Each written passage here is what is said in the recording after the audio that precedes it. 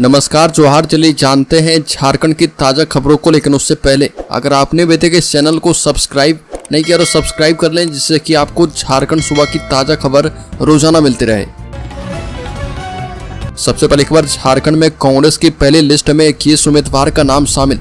झारखंड चुनाव के लिए कांग्रेस ने पहली लिस्ट जारी कर दी है और इसमें 21 उम्मीदवारों के नाम का ऐलान किया गया है। कांग्रेस ने जामताड़ा से इरफान अंसारी को टिकट दिया है। रामगढ़ से ममता देवी को उम्मीदवार बनाया गया।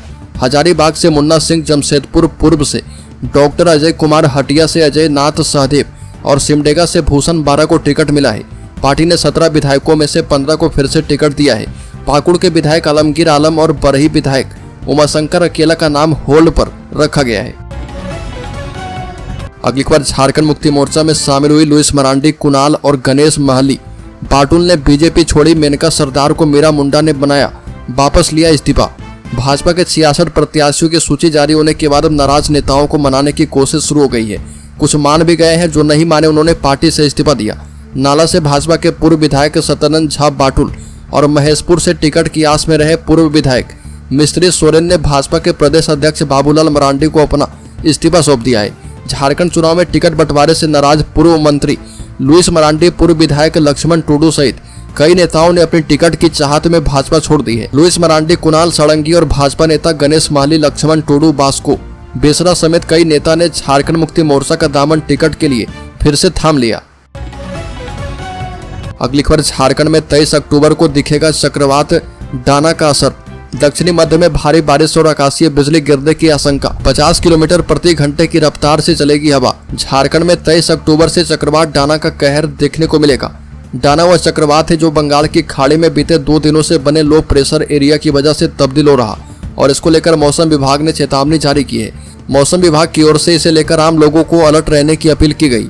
वहीं येलो अलर्ट भी जारी किया गया है। फिलहाल 22 अक्टूबर को राज्य का मौसम शुष्क रहने वाला है। अगली खबर, 7 सीटों पर आरजेडी झारखंड में लड़ सकती है चुनाव। झारखंड विधानसभा चुनाव को लेकर इंडी गठबंधन में सीट शेयरिंग का मसला अभी नहीं सुलझा है। हालांकि मुख्यमंत्री हेमंत सोरेन और तेजस्वी यादव की मुलाकात के बाद माहौल थोड़ा नरम हुआ है। एक सीट पर विवाद बना हुआ है। नतीजा हुआ कि देर शाम तक झारखंड मुक्ति मोर्चा और राजद अपने अपने प्रत्याशी की घोषणा नहीं कर पाए। बता दें कि तेजस्वी और हेमंत सोरेन की बातचीत में 7 सीटों पर सहमति बन गई है और इससे एक भी अधिक सीट देने से झारखंड मुक्ति मोर्चा ने साफ इनकार कर दिया है। अगली खबर, लेबर और ट्रांसपोर्ट खर्च बढ़ने से 20% तक महंगे हुए दिए और पूजन सामग्री। दीपावली में अब सिर्फ 10 दिन शेष है, ऐसे में मिट्टी के दिए और मूर्तियां बाजार में बिकने लगी है। दुकानों में पूजन सामग्री भी उपलब्ध है और कुम्हार ऑर्डर पूरा करने के लिए दिन रात एक किए हुए हैं। इस बार मिट्टी की कीमत और लेबर कॉस्ट बढ़ने से दिए महंगे बिक रहे। पूजन सामग्री भी ट्रांसपोर्ट खर्च बढ़ने से पिछले साल से 20% तक महंगे हो चुके हैं। रांची के कुम्हार योगेंद्र प्रजापति ने बताया कि इस वर्ष मिट्टी 5,000 रुपये प्रति ट्रैक्टर मंगाकर हमने दिए तैयार किए हैं। अगली खबर, झारखंड मुक्ति मोर्चा ने शिबू सोरेन समेत 31 स्टार प्रचारकों की सूची जारी की। झारखंड मुक्ति मोर्चा ने विधानसभा चुनाव के लिए अपने 31 स्टार प्रचारकों की सूची जारी कर दी है। साथ ही मुख्य निर्वाचन आयुक्त को पत्र भेजकर अपने स्टार प्रचारकों के लिए पास जारी करने का अनुरोध किया। पार्टी के केंद्रीय महासचिव विनोद कुमार पांडे ने इस संबंध में जो सूची भारत निर्वाचन आयोग को भेजी है, उसमें कहा गया कि पार्टी के मुख्य चुनाव प्रचारक के रूप में पार्टी अध्यक्ष शिबू सोरेन राज्य के विधानसभा क्षेत्र में प्रचार अभियान का नेतृत्व करेंगे। अगली खबर, नेतरहाट आवासीय विद्यालय में एडमिशन के लिए परीक्षा 27 अक्टूबर को। बता दें कि नेतरहाट आवासीय विद्यालय में एडमिशन के लिए नेतरहाट आवासीय विद्यालय प्रवेश परीक्षा 27 अक्टूबर को होगी और इसके लिए एडमिट कार्ड जारी कर दिया गया है, जिसे परीक्षार्थी जैक बोर्ड की वेबसाइट से डाउनलोड कर सकते हैं। इस परीक्षा में पूर्वी सिंहभूम जिले के करीब 700 परीक्षार्थी शामिल होंगे। राज्य के हर जिले में इसके लिए परीक्षा केंद्र बनाई गई है। परीक्षा को लेकर जो अहंता दी गई है, उसमें आवेदक को झारखंड राज्य का स्थायी निवासी होना अनिवार्य किया गया है। साथ ही 1 अगस्त 2024 तक छात्र की आयु 10 वर्ष से कम और 12 वर्ष से अधिक नहीं होनी चाहिए। अगली खबर, झारखंड की 8 सीटें जहां बीजेपी के दांव से ही कमल को मुरझाने निकले हेमंत सोरेन। झारखंड में लगातार कोई सरकार रिपीट नहीं हो पाती और इसी परंपरा को तोड़ने की कवायद में हेमंत सोरेन जुटे हैं। हेमंत सोरेन इसके लिए जहां झारखंड मुक्ति मोर्चा के कील कांटे दुरुस्त कर रहे, वहीं बीजेपी की ही बनाई रणनीति से उसे मात देने की तैयारी भी कर रहे। हेमंत सोरेन का यह प्रयोग अगर सफल रहता है तो सरकार रिपीट होने के साथ साथ पार्टी के दिग्गज नेता चुनाव में धूल चाट सकते हैं। 81 सीटों वाली झारखंड में 13 और 20 नवंबर को मतदान प्रस्तावित है। अगली खबर, हेमंत सोरेन ने ढूंढ निकाला 4 दशक पुराना फॉर्मूला, लाल हरा मैत्री से भगवा को पछाड़ने की तैयारी। बता दें कि झारखंड विधानसभा चुनाव में एनडीए में सीटों के बंटवारे पर फैसला हो चुका है और इस चुनाव में लंबे समय के बाद झारखंड मुक्ति मोर्चा और वाम दल एक मंच पर आते दिख रहे। झारखंड में 4 दशक के बाद लाल हरा मैत्री देखने को मिल रही। अंतिम बार 1985 के विधानसभा चुनाव में ऐसा गठजोड़ देखने को मिला था। अगली खबर, चंपई सोरेन ने कहा कि मैया सम्मान योजना मेरी योजना है और झारखंड मुक्ति मोर्चा ने अधूरी ही लागू करवाई है। भाजपा नेता और पूर्व मुख्यमंत्री चंपई सोरेन ने कहा कि मैया सम्मान योजना का पूरा खाका उन्होंने ही तैयार किया था। प्रदेश की महिलाओं के जीवन स्तर को सुधारने के लिए बनी इस योजना को झारखंड मुक्ति मोर्चा सरकार ने अधूरे तरीके से लागू किया। भाजपा की सरकार बनने पर गोगो दीदी योजना को राज्य भर में लागू करवाएंगे। चंपई सोरेन कांडरा, गम्हरिया और आदित्यपुर में कार्यकर्ताओं से मुलाकात के बाद स्थानीय होटल में पार्टी कार्यकर्ताओं को संबोधित कर रहे थे। अगली खबर, डैमेज कंट्रोल में जुटे शिवराज सिंह चौहान और हेमंत बिस्व शर्मा, मान मनोबल का दौर जारी। बता दें कि भाजपा प्रत्याशियों की घोषणा के बाद नाराज नेताओं को मनाने का दौर शुरू है। डैमेज कंट्रोल को लेकर भाजपा के विधानसभा चुनाव प्रभारी शिवराज सिंह चौहान एवं सह प्रभारी हेमंत बिस्व शर्मा रांची पहुंचे हैं।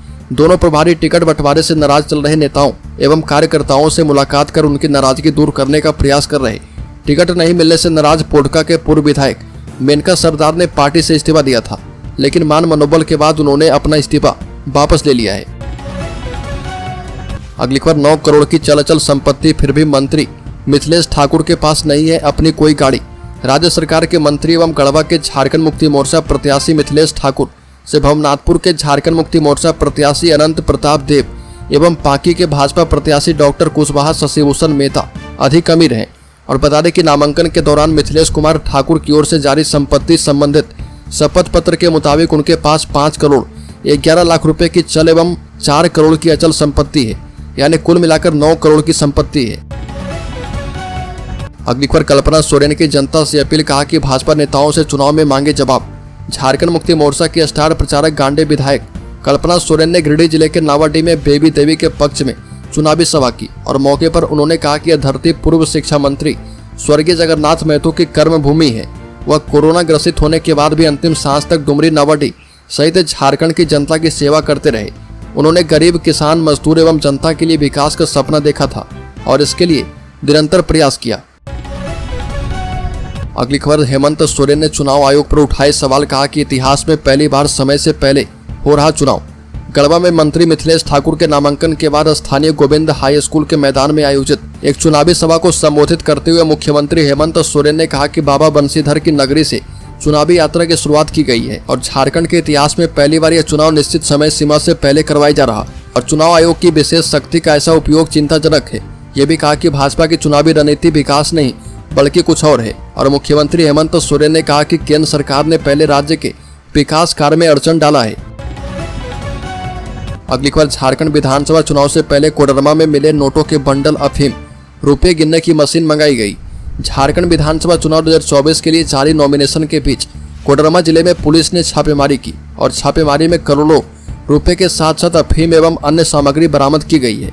नोटों की संख्या इतनी है कि इसे गिनने के लिए मशीन मंगानी पड़ी है और पुलिस ने आयकर विभाग की टीम को भी बुला लिया है। कोडरमा के एसपी को एक गुप्त सूचना मिली थी कि इसी के आधार पर पुलिस ने देर रात छापेमारी की।